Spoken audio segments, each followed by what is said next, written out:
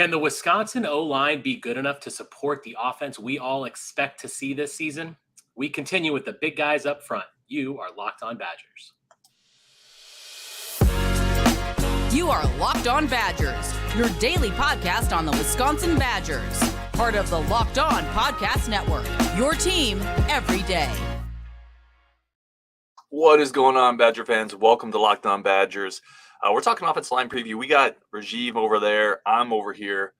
And I think we start with that big picture question before we break it down, Rajiv. Can the offensive line be good enough to support the offense that we expect this season?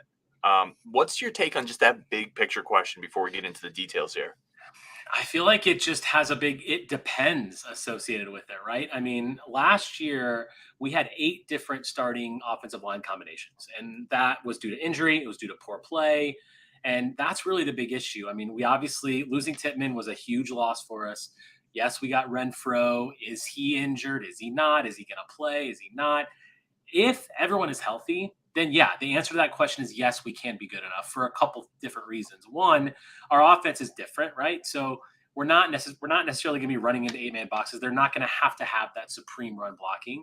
We're going to have a lot of quick passes into the slot, slant plays, short dropbacks. So I think the offense sets itself up to allow for them to really be better.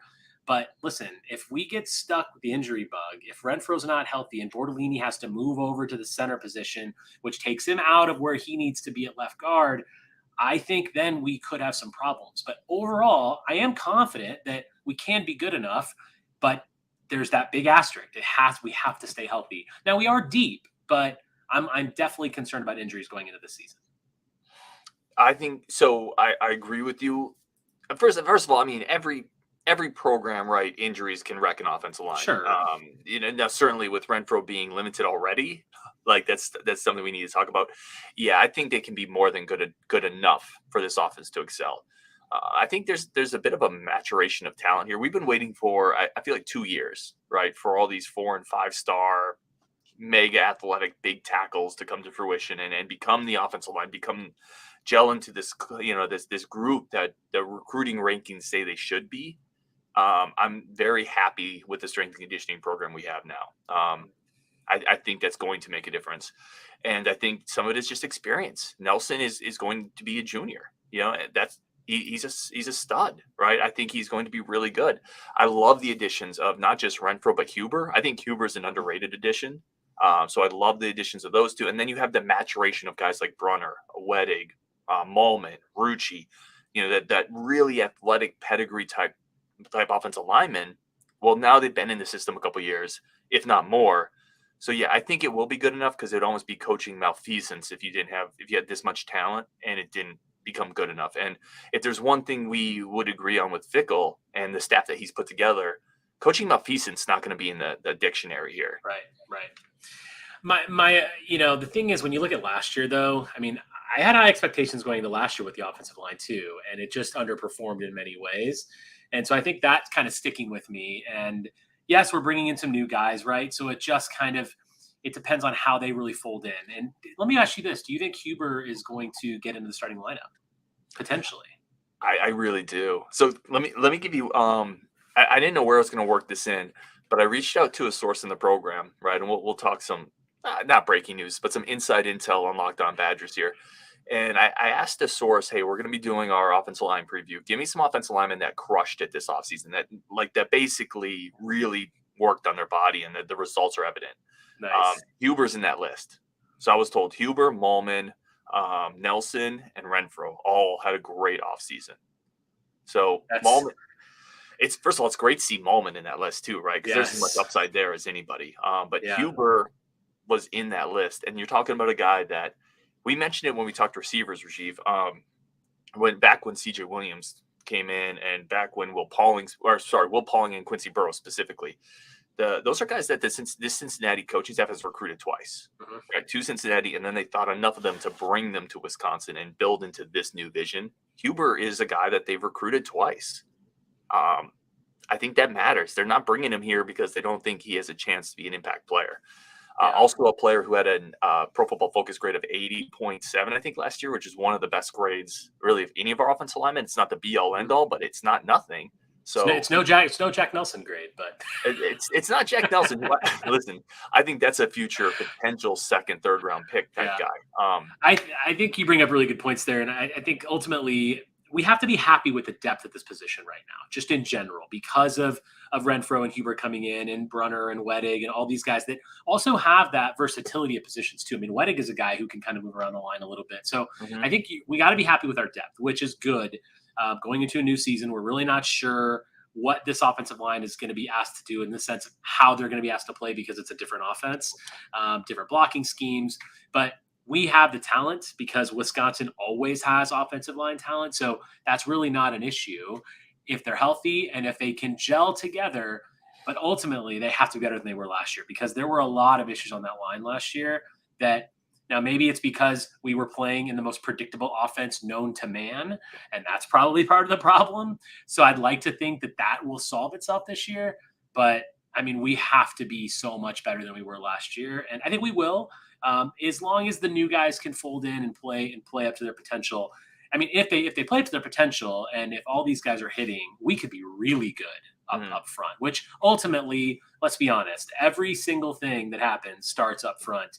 I mean, Luke Fickell said it in one of his opening press conferences at Madison. It's all about the guys up front.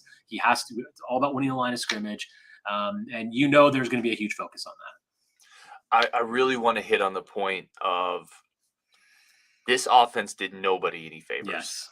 And last year's offense, the previous offense, that ecosystem did absolutely nobody any favors.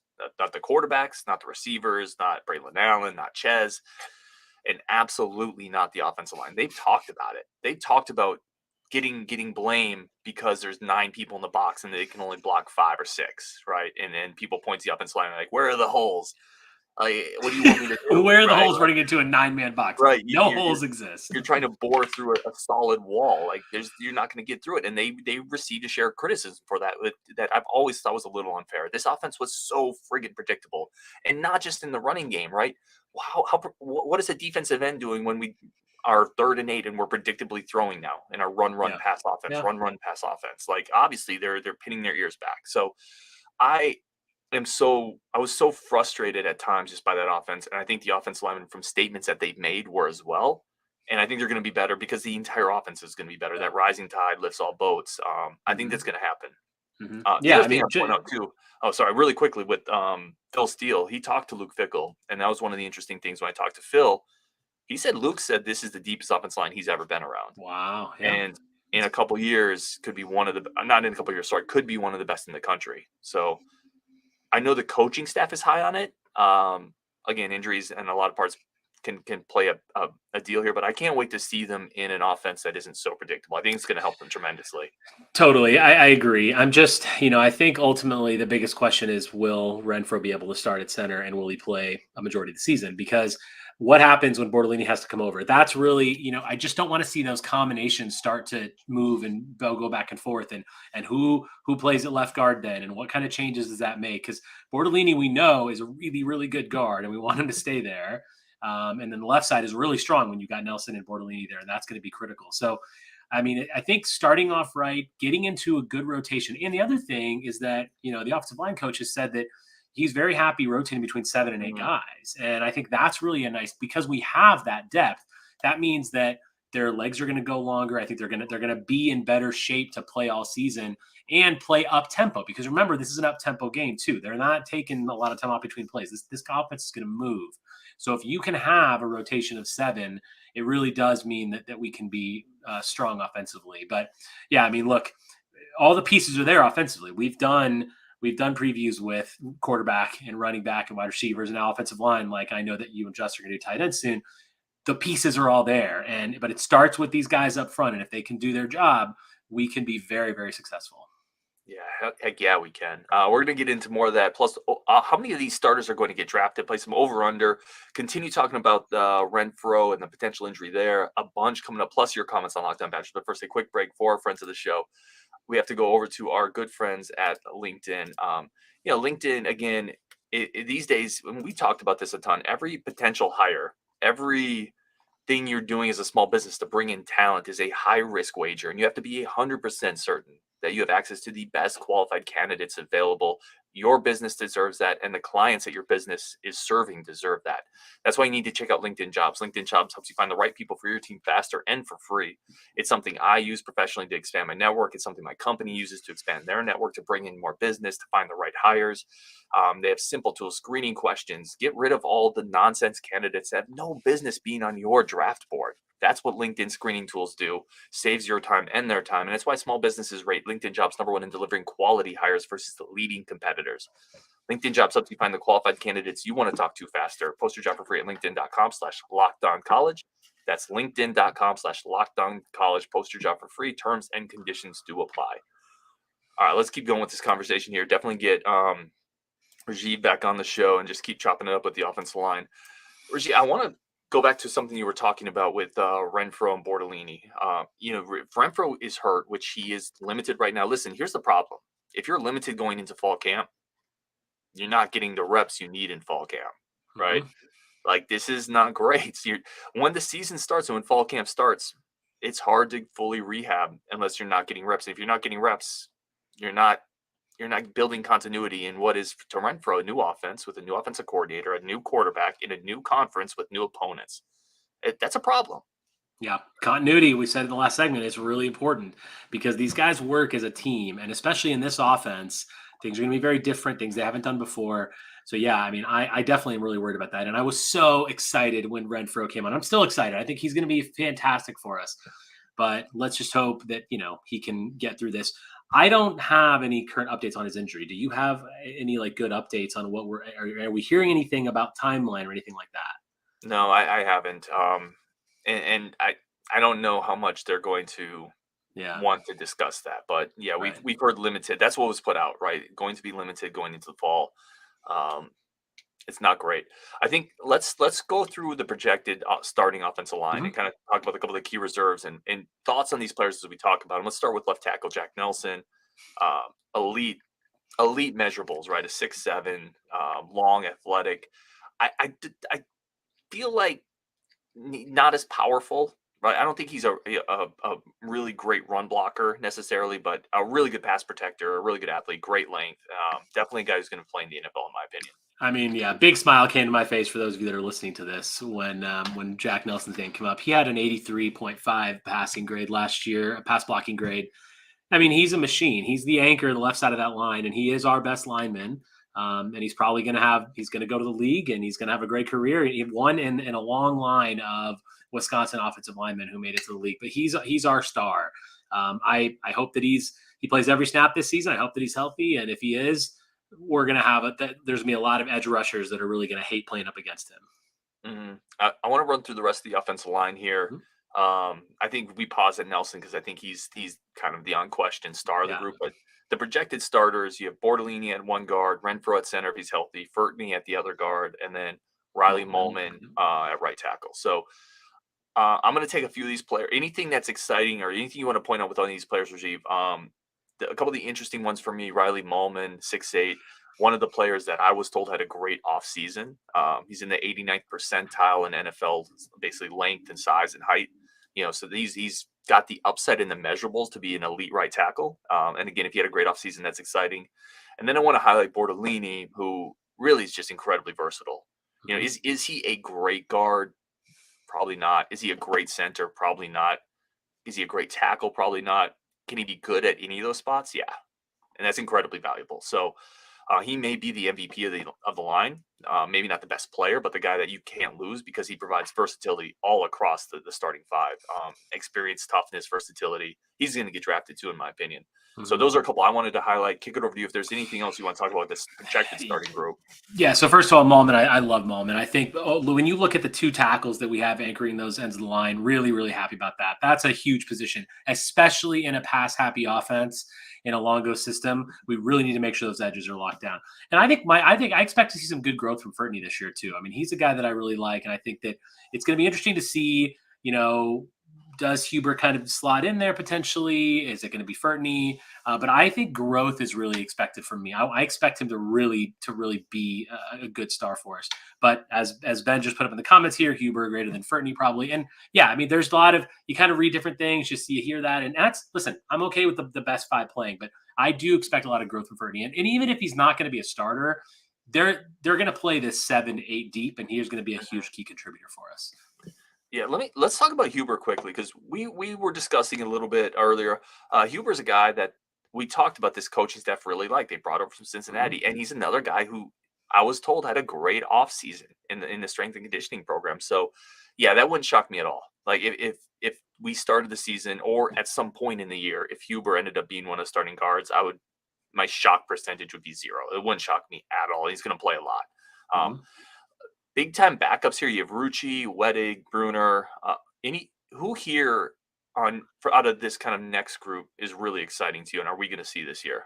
So I really like Trey Wettig because of his versatility. He can play tackle, he can play guard, he can even play center a little bit. So I like that, and I think that when you're going 7-8 deep, you need guys who can play different positions, and especially if Bortolini has to play center a lot, or if at all, then you're really going to have to shift some things around. So Wettig is a guy that I really like. I like his frame. I like his size. I like his overall strength and kind of get off on the ball. And I like his run blocking ability. I just feel like he's a guy who isn't talked too much about, that I expect near the end of the season, he's a guy that we're going to say, wow, like he really took big steps, and he can kind of play all over the line, which in an offense like this, and you've heard Bicknell talking about this, like he likes these guys who can play everywhere, and he's going to use them a lot. So yeah, Wettig is the guy of that group that I really like. Now Brunner as well. He obviously has a lot of skill, really, really good frame. But yeah, those two, very excited. Honestly, I'm just excited about seeing all of them. I think that we've got good depth, and I just really hope that injuries don't kill us this year, and these guys can really get into the flow. And I don't want to see 8 different starting offensive lines. Let's get into some superlatives here, and it's hard to do. We've been doing over-unders for quarterbacks, receivers, running backs. It's super easy, right? 1,400 yards. How do you do over-under? Like, how many pancakes? And I'm going to make Rajiv chart that, too, if we do a pancakes over-under. He's going to have to watch film every game. So we decided to do some superlatives, not as many over-unders for the offensive line, but we are going to do an over-under on how many of this projected starting 5. We'll put Huber in here as well, so we'll say 6. How many of this top 6 get drafted? Over-under 2.5, Rajiv. I'm going to say under. I think Jack Nelson is the obvious one. And I think probably, Malman, maybe Renfro, depending on how things go. But I'm going to say under. I want to say over, but I haven't seen enough of them to really say, okay, yeah, like Jack Nelson, we've seen enough, right? We know he's going to be drafted and he's going to be great. But yeah, listen, any of these guys really could step up and get to the point where they are. Certainly Malman, certainly Renfro. There's a lot of beef up there. But I got to say under, just because I just don't see 3 like locks to get to the NFL. Okay, I'm going to go over on this, and I'm going to partially do it to put a fork on all the people who call me too negative. Take that. No, I really think we agree on Nelson. Nelson's getting drafted. I think Malman, with his frame, and he's going to be one of those guys who maybe it's a 5th round pick, but with that frame and that athleticism, he's going to have multiple years of tape at Wisconsin. I think he's going to be able to show pass blocking skills in this Phil Longo system. Yeah. I think he's going to get picked, and I think Bortolini, based on just the versatility, the strength, durability, I think he gets picked as well. Not high, but I think the NFL is going to find a spot for a 6'4", 310-pound guy who's strong, durable, and can play 3 positions. So yeah, I think fair point. You're the optimist today. There you go. That's the underrated storyline for the offensive line this year. Ooh, I feel like storyline just got to be Renfro. It's hard to. Well, first of all, let's say this: the loss of Tippmann is something that. He was so good up front and just such a reliable guy, and he was incredible in high school in Indiana, and then here.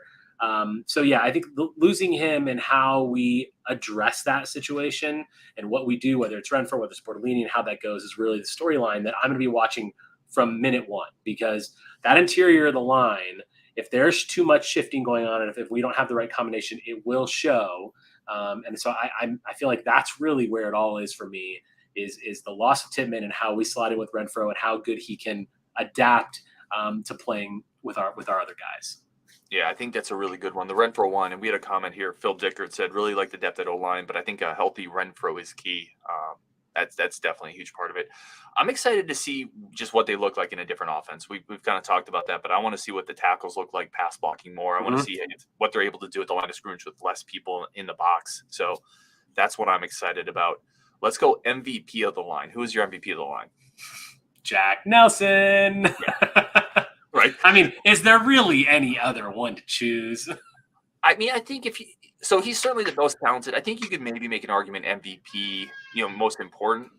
There could be a difference there if you want to argue Bortolini because of the versatility he's made. But listen, your future NFL left tackle is your best and most important piece on the line. I think we can agree with that. All right, let's take a quick break here, and then we're going to get into your comments. We'll probably touch on Jackson McAndrew too. We've definitely had people talk about it. Zach Bart says Nelson MVP without question. Yeah, sometimes these answers are pretty simple. We're going to come back with more of your comments, more of your thoughts. But first, a quick break for our friends of the show. And a quick second to say thank you just to everybody who's tuned in. Really do appreciate it. You guys are amazing. Let's keep this conversation going. Let's get Rajiv back on. Rajiv, I did have one more here that I forgot to ask you. We have a couple more actually. Who is the future star of this offensive line? So somebody not in that top 6 that you're really high on. And you can take our current recruiting class in that as well. Mm-hmm. I'm going to say Joe Brunner. I think that's someone who I really feel like is going to be a future star. I really like his frame, really like his film. And yeah, I think that there's a guy that will grow with this system. He will put on weight. He will get his body right. And it's already good, but I think you're going to see him really own the interior of the line in the future years. Yeah, Brunner's a great one. I could go Brunner. I'm going to go Ryan Corey. I think he's just an absolute steal. I think he's a 4-star guy that they're not giving him 4 stars because he's kind of typecast as a guard, as an interior offensive lineman. Maybe that's projecting too far out, but he is one of my favorite recruits in this entire class, not just out of the offensive linemen. So I'm going to go Corey. I love your take on Brunner, though. I think he saw the field right away as a freshman for a reason. Mm-hmm. That's usually a very telltale sign. Yep. Let's get into – let's do offensive line recruit that broke your heart. Is this just the obvious Logan Brown? I mean, it has to be Logan Brown, right? I mean, I'll do a different one. I'll go back to 2016 in the Gary Anderson era. Kevin Estes was a guy that I really, really liked. I liked his film, and he needed to put on weight when he came in, and he had a really good frame, but he needed to add weight. Didn't really do that as much. And then when Gary Anderson left, he was gone. It never worked out. He never really was able to be that offensive lineman that I remember when he was recruited and I saw someone was like, oh, this guy's going to be really good. I'm excited to see this. He was a 4-star kid, but just never materialized. And I was really sad about that. But the obvious answer is Logan Brown. Yeah. 5-star offensive lineman who gets told to leave the team and never makes a meaningful contribution. That's the obvious answer there. Let's jump into some of these comments here. Ben Albin, this is an interesting one. I think a lot of the guys were recruited with the expectation of doing a lot of run blocking, so the transition to more pass blocking will be interesting. Yeah. Really interesting point. Yeah. I think it's going to be a transition for everybody too. All the returning players, you're going to see a transition from the receivers, from the running backs, from the offensive linemen. I can't wait to see a lot of that. Jaden Galt, we're talking about recruits that broke our heart. Robert Sorensen brings up Jaden Galt. Yeah, that's a good one. No doubt. That was a 4-star player, in-state kid. Left. I think he left due to not mental, but he needed to focus on himself. If I remember correctly. Bo Dragon says Aaron Gibson. That was a 1st-round pick. Zach Bart says Jaden Galt for me as well. Former All-American high school, 94 4-star. Dude was an absolute mauler. Mental health derailed his career, but he's getting the help he needs, which is obviously far more important than anything on the football field. Daltreed says, do you think we see Allen and Malusi on the field at the same time this year? I'm going to go ahead and say yes. I think Longo likes to stack weapons. Mm-hmm. Yeah, and Malusi's really versatile. I mean, they're 2 different kinds of backs, really. And Malusi's a little quicker. He's faster. He's not kind of that bowl you over kind of guy. But I can see him definitely running wheel routes. I can see different kinds of formations where we're not really sure who's in the ball. Yeah, I hope to see situations like this. I want to see formations that we've never seen. I want to see all kinds of stuff. I want to be wowed watching the Buffalo game because my head's spinning because I can't follow all the guys and what they're doing. And I mean, it's going to be great. It's going to be so good. We are, You hope 32 days away, 31 days you away? hope it's going to be great. Rajiv, what happens if we play Buffalo and we win 17-13? No, we are not. Don't even think about that. Believe, Okay. my friend. Get out of Okay. here. What Okay. are you doing? Daltrey, we had some technical issues to start the show. So Daltrey is wondering, is it foul play? Justin trying to seize control from the tyrannical show lead. Listen, I run the show with an iron fist. Okay. It's true. And Justin attempted a coup, trying to lead this new regime up, and I stomped it out. That's why it's just me and Rajiv tonight. I love this comment from Bruce Weber. We started late. This is probably because we didn't clap loud enough for Ryan before he enters the show, so we have to clap louder. I love it. Fantastic. Any here. moment, any opportunity we get to make fun of PJ Fleck, we will always take on this show. You can bet on that. It's low-hanging fruit, but I will take that every day. Let's touch on this one, Rajiv. Brian D. McAndrew commits to Creighton. Does guard need Con for a successful class? So two-parter here. Let's talk McAndrew not getting him first, and then does guard need Con?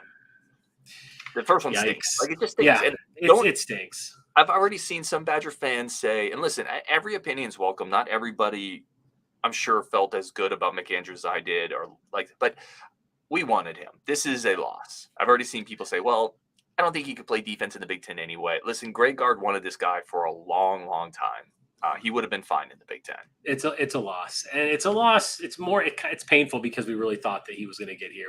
He has a really good relationship with Freitag, and so that was really exciting. And those guys and playing together, but it's a loss and it stinks. And really, to Creighton, I mean, I understand Creighton's a big basketball program, and I understand that he likes the style of play there, and I hear all that. But boy, oh boy, it's just a sting, right? To lose to Creighton. But look, he's going to be great. I wish him well, and I hope that he decides he wants to leave Creighton and come transfer and play with his buddy Freitag and come to Wisconsin. Do we need Con for a successful class? It would be really helpful, but no, because I think that Freitag was a huge get for us. We talked about that a lot. I think that he's a guy that changes the game. And it means that we're going to have to continue to work in the transfer portal in future years to fill any holes on the team. But listen, if we wouldn't have got Freitag, then we're talking about a whole new situation. We don't have enough players. That's a big thing. But I don't think we need to get Con for a successful class. Now, if for some reason Duke doesn't get him and we do get Con, well, then we're back on top, baby. Right. Then I think Brian Latch, who has a comment here, sums up where I'm at really well. He said, I think it will be successful, but I would come away feeling like there was a missed opportunity to crank things up on the recruiting trail. I really think that first part is exactly where I'm at. Like, I think you get a class with Freitag and Robeson and you come away saying, okay, that's good. But it's not an elevating class, right? It's not the class that you need to really push this program into the stratosphere. So I think that's really where I'm at. Well, and I think we do need to not, the get of Freitag can't be undervalued. I mean, it was a really, really big. He's a big player for us. So while I hear you, I do think that because look, there was a lot of people that thought, people that are listening to this show, people in Badger world that thought that we weren't ever going to get Freitag. So that can't be understated. That was a really big get, and it is enough with Robeson to say successful. So I think I'm a little higher on it still than you probably are, because I really like what Freitag brings, considering he brings talent and style of play that we're not used to seeing here. Well, it's a huge win, and I said previously, I thought Freitag would be is a bigger difference maker for Wisconsin than Con, because I think he brings something so difficult for us to get. So to your point, the Freitag win is enormous. Bo needs to stop hating on Gus Yalden. Bo says if we had the equivalent of Fickell for basketball, we'd be getting great basketball players instead of slow, boring pivot masters. Bo, you are going to love Gus. I'm sorry. You are going to love Gus Yalden. I'm tired of this Gus Yalden trash. In the middle of next season, Bo Dragon's going to come on this show, and he's going to say, sign guard to an extension instead of the fire guard things that Bo likes to put in here. And yes, so I'm very confident that I'm going to bring Bo Dragon all the way over to on the other side of the spectrum to the Believe with Rajiv side. And that's where Bo Dragon's going to be. I have confidence, Bo. Listen, you're a Jedi. I don't think you have that much Jedi power, right? Definitely not. Bo Dragon's on the Sith. Like, you're not bringing that man back into the light. Not with Greg Gard. Rajiv, I hate to put you on the spot here, but Rio wants to know where you guys are watching the Buffalo game in Vegas.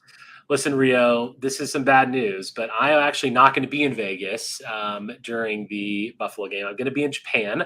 I'm taking a trip to Japan, but I will be. Don't worry. I'm at 4:30 in the morning is kickoff in Japan. I will be awake. I'll be watching it, and I will be taking a camera with me and be on the reaction show live from Japan. But Rio, let's definitely get together to watch some other games this season. This is going from Greg because this is.